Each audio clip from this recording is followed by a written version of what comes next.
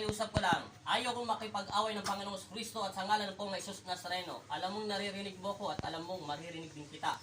Makipag-usap ka ng may ninahon at hindi kita sasakta. Huwag mong pilitin na ilulubog ko itong dalawang daliri sa puso mo at sa isip mo. Tutubusin kita o sasaktan kita at lulusawin kita sa loob ng katawan niya.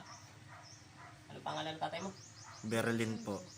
Anong ginawa ng kasalanan ng taong ito upang saktan mo siya? Makipag-usap ka. Nakalagay na sa iyong krus, pinako na kita. Hindi ka rin makakawala dyan basta-basta. Makipag-usap ka. Anong ginawa niya sa iyo? Kinakausap kita sa espiritual ng Panginoon Kristo. May ginawa ba siya sa iyo? Magsasalita ka hindi. Bibilang ako ng 3. Nakikipag-usap na maayos ang espiritual ng Panginoon Kristo tayo at dumadaloy ako doon. Naintindihan mo? Anong dapat gawin ko para mabagabag ko ang iyong puso o galit? Ano bang ginawa niya sa'yo? Yung totoo. Huwag mong pigilan ang kanyang kamay. Umayos ka. Umayos ka. Huwag mong pigilan ang mga kamay niya. Tinatanong lang kita ng maayos. Ano ang kasalanan ng taong ito? Tao ka ba? Tao ka? Hindi. Tao ka hindi? Tinatanong kita kaibigan, tao ka ba hindi? Hindi ka tao. Hindi daw siya tao. Ano ka? Elemento ano? Kapre, maligno, aswang, laman lupa, maligno, kapre, etc. Ano? Anong nilalang ka? Huwag mo kung tinititigan ng ganyan. Sinasabi ko sa iyo ang totoo. Mangkukulam po. Mangkukulam ka? Paano mo na sinabi ng mangkukulam pa? Tumahimik ka. Hayaan mo siya. Sa ngalan ng Ama, ng Anak at Espiritu Santo, ipakita niyo po sa akin at ipakita mo sa kanya ang totoong kapangyarihan. Tinatawag ko ang aking anghel na si Rafael. Ang lahat ng isinugo ng Diyos sa aking katawan, magsilabas kayo. Ngayon, hindi ako makikipag-away sa iyo. Huwag mong pilitin na saktan kita at walang karapatan ako manakit sa iyo. Pero hinihiling ko sa araw na ito, magpatawad na muna tayo sa daming dilubyo na nangyayari sa mundo. O pwede ba? O pwede ba? Bilang instrumento ng Panginoon Kristo. O pwede? Salamat. Kilala mo ako. Ipakita mo, Panginoong Jesus sa tamang Nazareno. Tinatawag kita bilang instrumento mo sa araw na ito. Ipakita mo kung sino talaga ako. O pwede ba? Na huwag muna tayo mag-away. Naiintindihan mo ako? O pwede bang hindi tayo mag-away? Aalis ka sa katawan niya. Bakit ayaw mo ulit sa katawan niya? Tao ka ba? Anong nilalang ka ng laman lupa? Tinatanong kita na maayos. Nakatira ka sa ilalim ng lupa o dito sa ibabaw ng lupa? Sa puno ka ba nakatira? Tinamaan ka? Ano nga ka? Elemento ka ba? Para malaman ko. Para papagalitan ko to. Sa puno. Anong ginawa niya sa puno? Ano ko dito? Babae ka, lalaki? Lalaki. Eh, anong maligno ka? Kapre ka ba? Puno sa puno. Sa puno ka nakatira? Maligno ka ba? Laman lupa? Eh, anong nilalang ka? Para malaman ko kung totoo ang sinasabi mo. Di ba sinabi sa'yo, ayaw ko makipag-away sa'yo. Huwag mo akong pilitin. Pero gusto ko maging payapa mo ng mundo. Naintindihan mo ang sinasabi ko. Ayaw ko makipag-away sa'yo. Huwag mong pilitin na manghinig itong dalawang daliri ko. Nakikita mo itong sibat? Naintindihan mo? Kilala mo na ako kung sino ako, di ba? Pwede ba tayo makipagkaibigan ako sa'yo? Naintindihan mo? Ayaw ko makipag-away. Nakikita mo itong kamay ko, hindi ko makontrol, di ba? Ha? Pusang nanginginig to, di ba? Huwag mong pilitin na bumaon sa puso ko. Alam ko ang kahinaan ng lahat ng laman lupa. Ipapakilala ko sa iyo ang sarili ko. Tingnan mo kung maigil simula sa ulo ko. At simula sa ulo ko kung sino ako at umaagapay sa akin. Aking ama na si Jesus lamang. Naintindihan mo? Anong dapat na ibagabag nito para mapahinto ka? Ano kaya nilang ibigay? Huwag kayamanan dahil wala silang pera. Pwedeng pagkain. Ano? Anong hinihiling mo? Gamutin ko yan? Bakit tinamaan ka ba ng itak? Huwag kang bibitiw dyan. Di ba sinabi sa'yo, kahit bitawan kita, hindi ka makakawala dyan. Hanggang hindi ko inuutos sa aking mga anghel na palayasin kita dyan, hindi ka rin makakalayas. Naintindihan mo? Tanggalin mo ang nilagay mo sa kanya at ibibigay ko ang gusto mo. Anong gusto mo? Yung kaya lang niya.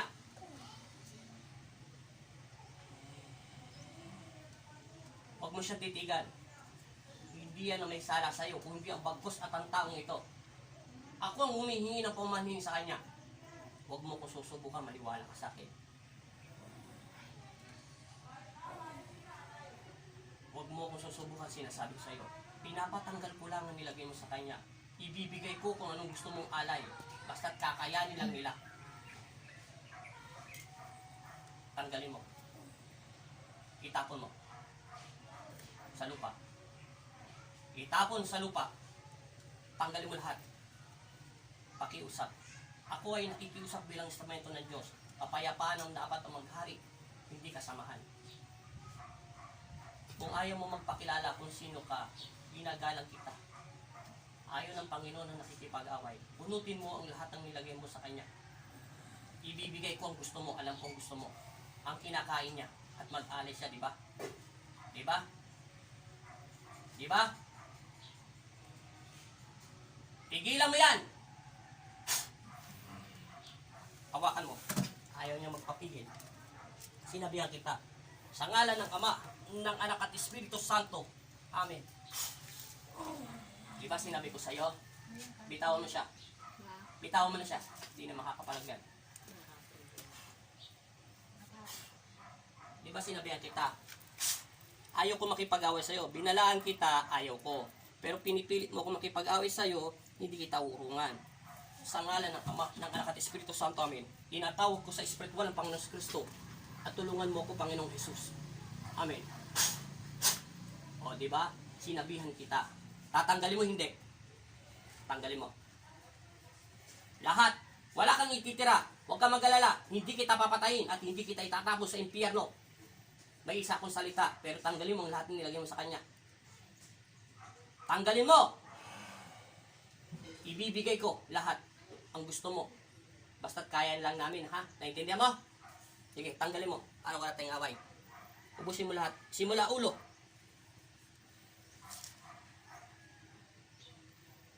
Simula ulo. Tanggalin mo.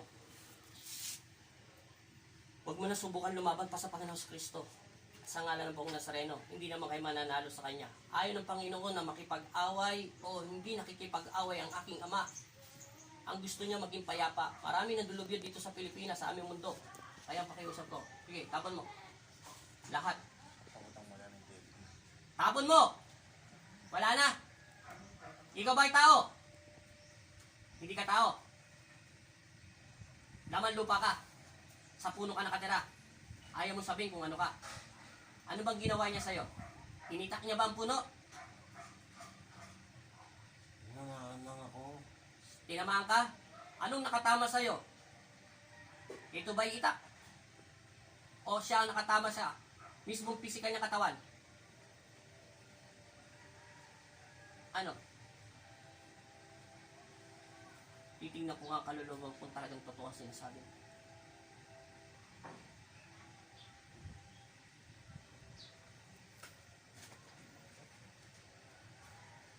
Alam ko na itsura mo. Ang mata niyan ay alam ko na. Ikaw ay matulis na tenga. Tama ba ako? Ha? Gusto mo i-describe ko sa'yo lahat ang nakikita ng aking mga mata? Ikaw ay maitim. At ang iyong mga mata ay itim din, di ba? Naintindihan mo? Ikaw ay mahabang buhok, di ba? Mali ba ako? Tama. Nakikita mo ako, di ba? Nakikita tayong dalawa. Sige. Ang pakiusap ko lang ay napakasimple lang. Ibibigay ko ang piling mo. Alam ko kung ano yun. Ang pagkain niya, di ba? Pakiusap, tanggalin mo yan lahat. Kailan to gagaling? Kailan gagaling? Kailan gagaling? Kailan? Tanggalin mo. Ubusin mo lahat. Dalawang kamay.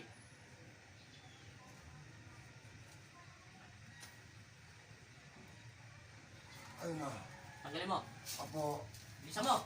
Diba sinabihan kita, wala kang galang sa aking ama. Sinabihan na kita, ayaw kita saktan dahil nagbisi kami sa pagdarasal dahil sa dulubyo nangyayari. Pero, binibigyan mo ako ng dahilan, di ba? Sa pangalan ng Espiritu Santo. Oh, bilisan mo. Tatanggalin mo hindi. Tatanggalin mo hindi. Wala na po. Wala na. Mayos! Umayos ka, umupo. Bilisan mo. Ayos. Sigurado ka. Opo. Wala na. Kailan ito gagaling? Huwag mo siyang hawakan. Kailan gagaling? Ayun po. Ngayon. Opo. Hindi kita gusto saktan, naiintindihan mo? Opo. Ayaw kita saktan. May dahilan kung bakit ka nanakit. Naiintindihan mo? Opo. Anong gusto mong alay? Pagkain lang po. Pagkain kanino? Sa akin. Hindi nila kakayanin ng manok at baboy, naiintindihan mo? Opo. Tama na yung isda o gulay, naiintindihan mo? Ako ang hihiling, hindi ikaw. Tama na yun. Anong oras? Mamaya po. Anong oras ng mamaya? Ayun po. Anong oras ng mamaya? Kakain. Ano? Kakain. Anong oras? Pag nagkamali ka ng salita, alam ko lahat ng maligno kung anong oras na sila inainan. Alam ko rin ang lahat ng kape. Anong oras talaga? Alas 2. Siguraduhin mo lang ha. Alas 2 ng hapon hanggang alas 4 lang kayong inaalit, tanda mo. At alas 8 ng umaga hanggang alas 9, di ba? Mali ba ang sinabi ko? Wala na. Huwag mo na itong babalikan.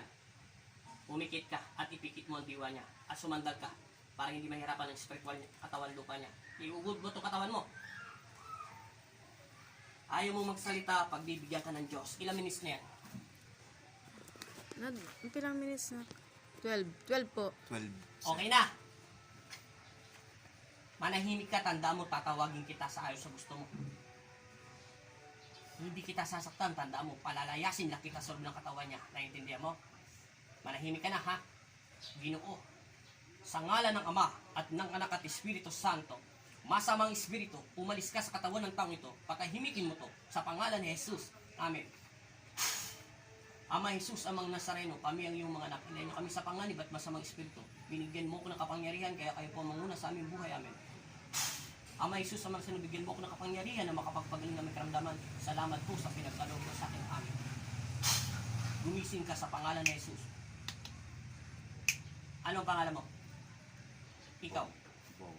Bong. Ano pangalan niya? Berlin. Yung totoo mong pangalan. Berlin. Yung palayo niya, no? Bong. Bong. Ano ang gitna mo? G. Ano yung G? Garcia. Ano ang apelido mo? Torres. Perez. Ilang taon ka na? Pagkina. Tatanungin kita. Huwag mo patayin yan. Bago ko tanggalin ang krus sa paa mo. Nasaan ang diwa mo? May nakita ka bang madilim, maliwanag, etc.? Liwanag lang po na walang ano yun. Liwanag? Saan ka dinala ng liwanag? Hindi. Nandun ka lang. Sige. Salamat. Tumayo ka muna. 12 na yan, di ba? Opo. Wala pang 15 yan. Sige, tumayo ka. Suot mo yung tsinelas mo. At ipagpag mo yung paa mo. Yung sakit, lahat. Ipagpag mo. Sabi mo sa pangalan ni Jesus. Banggitin mo ang pangalan ni Jesus. Ang araw na Jesus. Lumayas ka. Lumayas ka. Masamang espiritu Sa mga spirits. sa aking katawan. Huwag na po. Nawa ang Panginoon Mga Panginoon. ang maghari Ang nagari. sa aking buhay. Sa aking buhay. Amen. Amen. Itaas mo ang kamay mo. Dalawa. Sige. Sige, anong pakiramdam mo? Baba mo na. Nagbago na yung itsura niya. Tingnan mo yung labi niya. Tingnan mo yung unang video. Diba? Umupo ka. Bita, sino ba nagbigay sa'yo ng kwentas nito? Sa pangkasalan po. Hindi kita pinagbabawalan yan. Ang dapat ang unang sinusot ay rosaryo. Kasi pag may mga ganyan, may mga dasal yan. Naintindihan mo? Siguro hindi mo siya nadadasalan. Hindi ko rin alam kung sa mabuti yan mo nakuha o kung sa kasamaan. Naintindihan mo? Hindi kita pinaghihintulutan o hindi rin kita pinagbabawalan magsuot niyan. Ang dapat ang unang gawin mo, isip panalangin. Una sa Diyos amang makapangyarihan sa lahat. Pangalawa, sa kanyang anak na si Jesus. Naintindihan mo? Ang kataas-taasan ng Diyos Ama ang gumawa ng langit at lupa. Pwede naman yung rosaryo. Naintindihan mo? Ang nagsusuot kasi ng mga pananggala, pag hindi ka mahinang iyong spiritual o sa pananalangin sa Panginoon, ang ibig sabihin ganito yun. Natanong mo ba sa sarili mo kung gaano ka katatag o malakas ang iyong loob sa panalangin sa Panginoong Kristo? Hindi lang to sa isip, sa salita. Dapat tibay, tiyaga, at lakas ng loob ang panalangin sa Panginoong Kristo upang hindi ka lapitan ng masamang espiritu. Naintindihan mo? Tinamaan mo daw siya sa puno, nag-iba ang boses mo.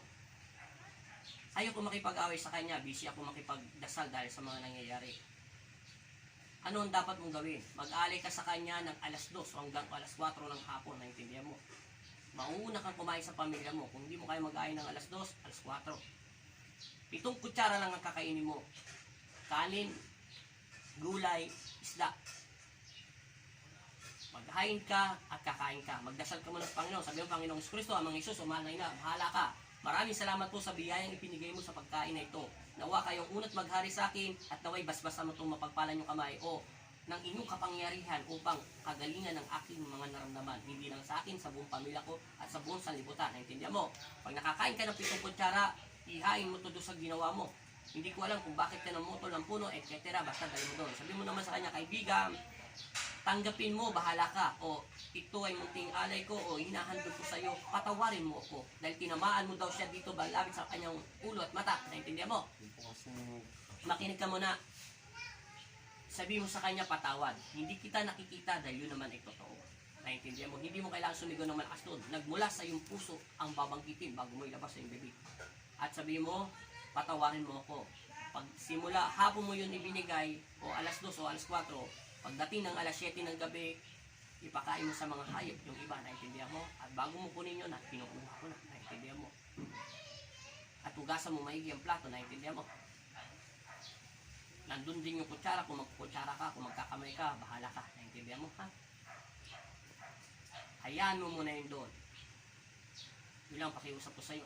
At lagi kayo magdasal at manalig. Sinasabi ko sa'yo, hindi kita pinagbabawalan magsuot niyan. Hindi rin kita, kasi yan, yung mga ganyan, kahit ako meron akong ganyan eh. Pag hindi mo nadadasalan yan, marinit sa katawan yan. Subukan mo tanggalin sa katawan mo yan, magiging payapa kaluluwa mo. Kasi kinokontrol sa spiritual ang yung lakas. Ibig sabihin, may nagsusuot lang yan yung malakas magdasal. May dasal kasi yan. Hindi ko nga alam kung alas 3 ng hapon, o Biyernes, Sabado, Martes, o Lunes, o araw-araw. Ibig sabihin, hindi ka nagdarasal. Sinusuot mo lang siya, ginagawa mo lang palamuti. Mainit kasi ang tanso sa katawan. Kaya hindi mo makontrol. Subukan mo tanggalin yan at huwag mo muna siyang isuot. Mga 1 linggo, sigurado, magiging payapang utak at isip mo. Di baling yung rosaryo, ilagay mo, okay lang yan. Dahil yan ay simbolo natin. Naintindihan mo sinasabi ko. Pero ikaw pa rin ang magpapasya, hindi ako.